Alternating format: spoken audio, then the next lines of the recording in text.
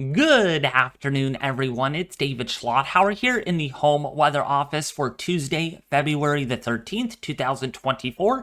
In today's weather forecast, a very active weather pattern will continue over the next week or two as atmospheric rivers slam California, bringing more additional flooding and mudslide concerns with high winds and very heavy snowfall for the higher elevations of the Sierra. So possibly feet of snowfall likely up there. For the deep south, we're looking at more chances of rainfall, while the northern tier of the United States will get periodic snowstorms, followed by a big warm-up for the end of February into early March. So in today's detailed weather forecast, we'll break down all those details. So taking a look at the latest European model for this afternoon on this Tuesday, and we can see where that nor'easter is located right now. In fact, if you look at the bottom right side of my screen, that's where the snow has accumulated. That's where it's been falling, and it's now over basically Cape Cod, where it's bringing a lot of snow, some high winds over the area, and some rough surf. So keep that in mind. Really rough conditions right now, still ongoing in Cape Cod, let alone with that nor'easter as it moves off the coast. And then eventually, it's going to be impacting Nova Scotia by tonight into tomorrow, where that area could be witnessing a lot of snow and some high winds. But otherwise, for the most part, much of the United States here looking very quiet for your Tuesday. Up and down, if you're doing any traveling or any air traveling, pretty good for the most part. No delays to speak of. However, the pattern is going to change. By Wednesday afternoon, especially over Northern California, even Wednesday morning, I should say, by about 7 in the morning, you can see up there near the border there of, say, California and Oregon, you're going to start seeing rainfall for the lower elevations. Higher elevations are likely to see snowfall with that first system moving on through. Now, this system, for at least my area, doesn't look to be as strong as what we're going to be dealing with this weekend. More on that in a little bit. But while that's going on, we're going to be seeing another snowstorm potentially setting up across the north central U.S. So again, this active weather pattern is not letting up anytime soon whatsoever. So for the evening commute on Wednesday for California, definitely some moderate to heavy rainfall is anticipated. Heavy elevation snow for the higher peaks there of the Sierra. This is going to be a fairly warm system by all means. Snow levels above 5,000 feet. But look at this, still continuing that winter storm over the Great Lakes could be a little significant. Maybe thinking about 3 to 5 inches of additional snow for Wisconsin and Michigan as that quick clipper, we should say, not really an Alberta clipper, but it's going to be one of those, it comes and it goes really quickly, just like what we had with the nor'easter just yesterday or last night, where it comes and it goes very quickly. Same thing with that one. But what is not going to come and go very quickly will be this system. And we can see some active weather still across the Intermountain West for Thursday. So if you're doing any traveling on Thursday, just please be aware, check road conditions, because there might be some chain controls over the higher elevations. There might be some road closures and, of course, maybe some significant delays. So rolling the clock through Friday, looks pretty good for the most part. There's a little bit of another little system here that tries to develop. That one we'll have to watch. A little bit of snow for the northeast, nothing like what we just had with that nor'easter. And then more precipitation just kind of lingering around there across Oregon, Washington, Idaho, and Montana into Wyoming for your day Friday morning. So again, some flight problems as well, maybe more like disruptions, and some road travel disruptions as well. Heavy rainfall for the deep south of Texas, and then that system tries to get better organized by Friday night into Saturday, where you can see here another round of snowfall looks pretty likely on the European model. Exact timing and amounts remain to be seen here, because if we kind of look back at the previous model run, we can see how this is kind of shifting up and down, left and right. So we don't have a clear, concise forecast exactly how much snow you're going to see with that. But I'm thinking in the West Virginia, as well as for Maryland, I'm thinking probably about maybe 2 to 4 inches at the very most with that system. Because again, it's going to be a fast mover, just like what we had recently with that nor'easter. That's a good thing with these systems. They're in and they're out. They're not just going to be slow movers where you get feet and feet of snow, right? So that's a good thing with that. And then that's off the coast by Saturday. But then our eyes turn on to the west yet again. We can see the next system really marching on in by Saturday, late morning, early afternoon. This will be a stronger system than what we will be dealing with on Wednesday afternoon into Thursday morning for California. With the deep south, likely to see another round of rainfall, especially for Florida, I think, is where I'm thinking where the heaviest rainfall will actually be. So this is Saturday night into Sunday, that's the second impulse of moisture moving into California. Again, a moderate to heavy amount of rainfall is anticipated. This will be warmer, so that means snow levels will be above 6,000 feet, maybe even 7,000 feet.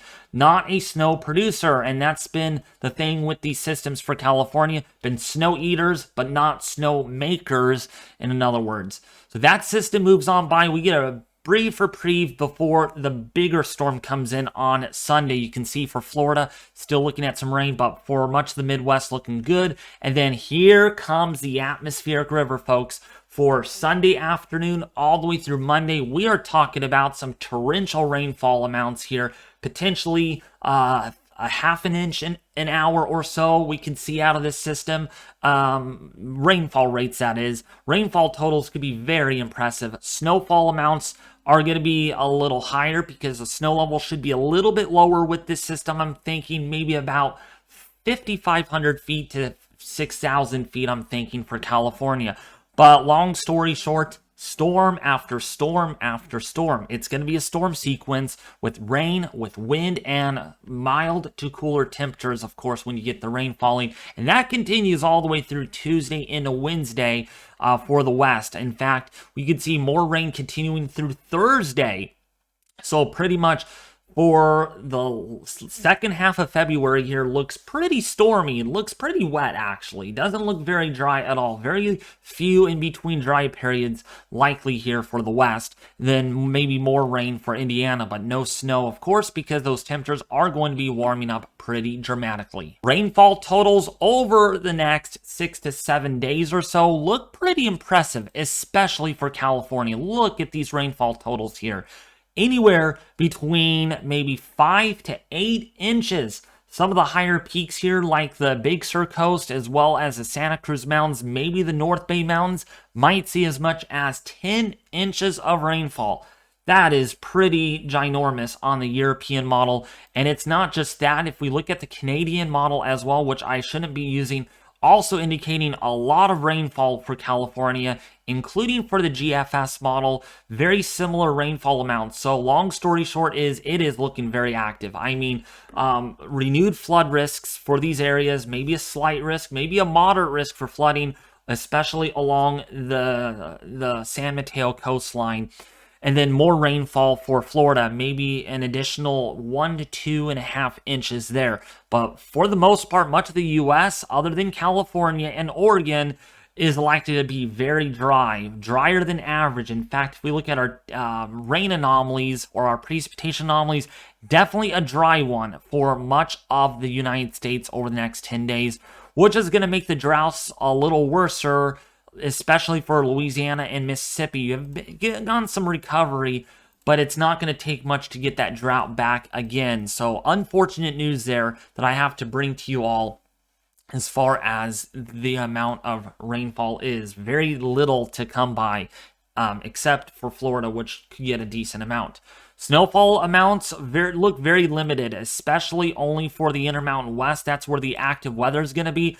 For the mountains of this year, likely to take in the lead here with the most snow, anywhere between 2 to 4 feet of snow over the next 5 to 10 days or so. For the valleys, because this is a warmer nature system, probably only going to see about 1 to 3 inches. For the mountains, anywhere between maybe 4 to 8 inches of snow. Additional snow possible here for the Great Lakes if we actually kind of put this back. you can see there is that little clipper system that moves through very quickly, anywhere between maybe 2 to 5 inches of snow. So not huge snow amounts there, and maybe a little bit of one going across, again, the Ozarks into the Appalachians here, where you might see about an inch or two of snow. Not big snow producers, but it's something better than nothing. Now, the bigger story will be the temperature anomalies. Yes, it's going to be warmer than normal. What do you typically expect with an El Nino, right? You typically expect it to be warmer than average across much of the northern tier of the United States, and that's what's going to end up happening. So let's put this into motion on the European. This is the one-day temperature anomaly average. So the red shading is above average temperatures, the blue shading is below average. So putting this into motion, oops, and my thing just kind of crashed on me. Sorry about that. We can see below average temperatures likely here for the deep south and for the eastern seaboard of the United States. That's going to be the case through the day 5 period. However, look at what's going on up here in Canada. It's going to be warming up gradually, and then more significantly as we go into the latter part of February. This is through the next 8 to 10 days where you're likely to see temperatures above average. And there's just not much colder weather coming. So if you all like the warmer than normal temperatures, you've got it. It's coming. And if we look at the European ensemble forecast, very similar with its output. In fact, if we go all the way out in time, it is really going to be warming up pretty dramatically across much of the eastern half of the United States, where the west is going to have above average precipitation with below average temperatures. So maybe more of a snow variety coming on back into California. And that's what we could use at this point, right? We could definitely use some good, better news than not, right? We don't want the warm, wet variety. We want the cold and wet variety instead. And that's what looks to be happening towards the very end of February. So that's look at your temperature anomalies. What about those actual air temperatures? Well, definitely a mild one across the Midwest. Temperatures in the 50s and even some low to mid 60s down there in southern Texas. We're looking at some mid to upper 60s to lower 70s in Florida. So definitely a warm one for mid-February standards. Not so winter-like, right? And this is going to continue as we go all the way into, say, let's go into Thursday afternoon. Look at how mild the temperatures are actually going to be for the deep south. I mean, this is pretty absurd to see temperatures in the 70s, even some upper 60s in many areas. Pretty mild for California as well, where all the colder air is going to be still to the north. Not much of that coming down further south. And then once we go all the way out, we have another big warm-up that is coming in. Yeah, might see some 80s perhaps for, say, Texas. That is a possibility. Spring is right around the corner, and you can see why that is. Maybe even some mid-80s down there near Fort Stockton, Texas, where temperatures are going to be in the mid to upper 60s, perhaps, and across the deep south, even some low 70s. Whereas even the northern tier, look at Indiana, might see temperatures in the upper 50s to begin the second to last week, or the last week, that is, of February. Let me make sure I got my bearings. Yeah, second to last week of February. Look to be pretty warm there for Indiana standards, whereas the higher elevations will likely see cooler temperatures. Well, anyways, if you found this video very helpful, please consider subscribing, hitting the like button if you did enjoy the video, and also leave a comment in the section below. If you absolutely loved it and you feel like I gotta make an awesome comment to with what David has predicted thus far, very accurate, man. So if you guys want to leave an awesome comment, please consider doing so. It really helps out the YouTube algorithm, because the more engagement this video gets, the more likely it is to be recommended to a larger audience. Not only that, if you all want to check out the Weather Force Discord server, please consider doing so. We got one new member in yesterday, and I want to thank you for joining. So if you all want to participate in the Weather Force Discord server today, please consider doing so. There is a link in the description below this video.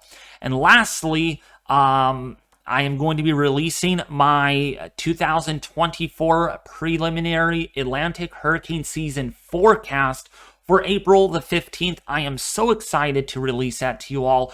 So Make sure you set that on your calendars for a reminder that, hey, David's going to be uploading today on the Atlantic Hurricane Seasonal Forecast.